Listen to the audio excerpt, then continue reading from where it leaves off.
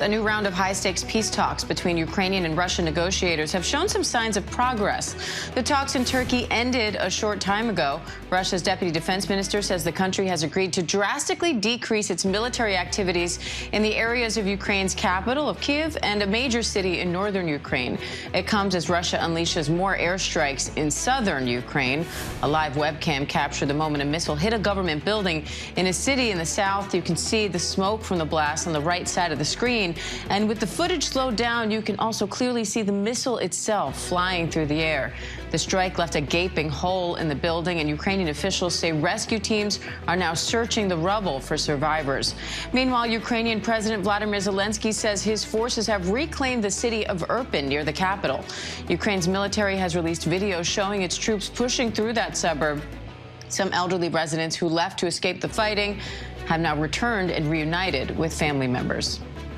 And let's go to Terry Moran now, who's live in Lviv, Ukraine, with more on this. Terry, Russian negotiators called today's talks constructive, and the Ukrainian delegation said enough progress has been made to now involve Presidents Zelensky and Putin. How big is that?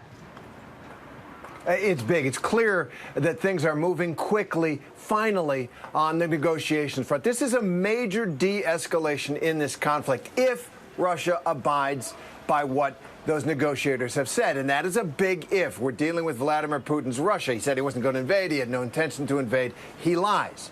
But these negotiators came out and said that Russia will drastically reduce military activity around Kyiv and around the northern city of Chernihiv. And that in itself, they said, was a gesture in order to, quote, increase mutual trust for future negotiations to agree and sign a peace deal with Ukraine.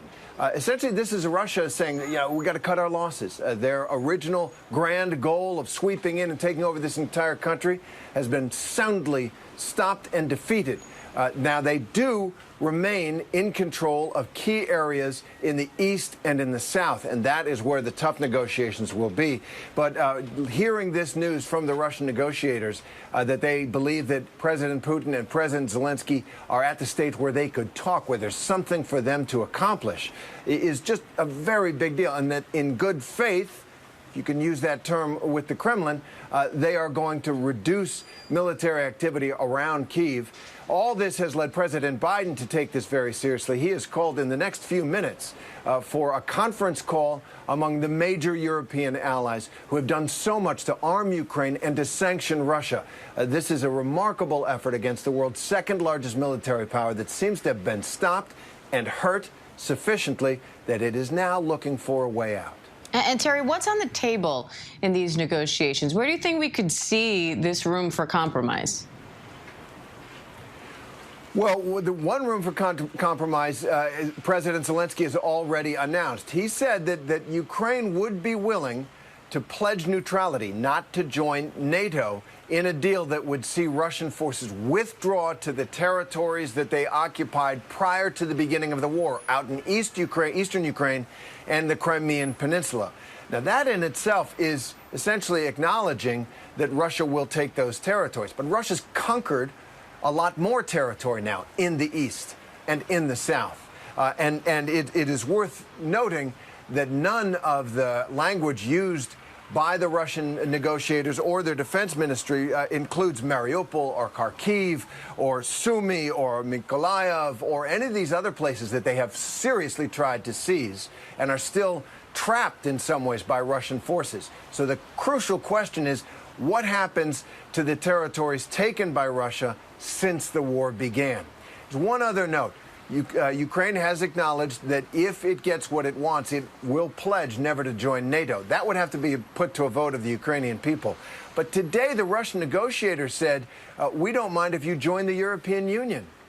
That is a remarkable concession by the Kremlin, because not only this year, but back in 2014, when it was clear that Ukraine was heading towards an attempt to join the European Union, that was one of the incentives for Putin to launch the war in the first place back in the eastern part of the country. So this is major movement on the part of Russia. Once again, if it can be trusted, it's possible this would be a pause of some kind.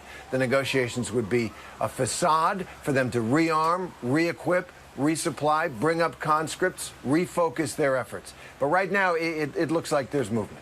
And Terry, the Russian defense minister had said that they will carry on what they call this special military operation until the objectives are achieved. So what are those objectives for Russia at this point?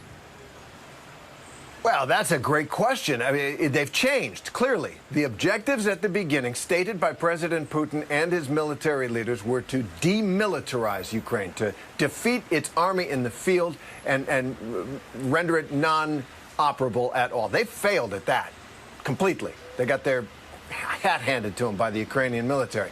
The other major goal announced by President Putin was to denazify Ukraine. He had this idea that Ukraine was being run by Nazis, even though its president is a freely elected Jewish man.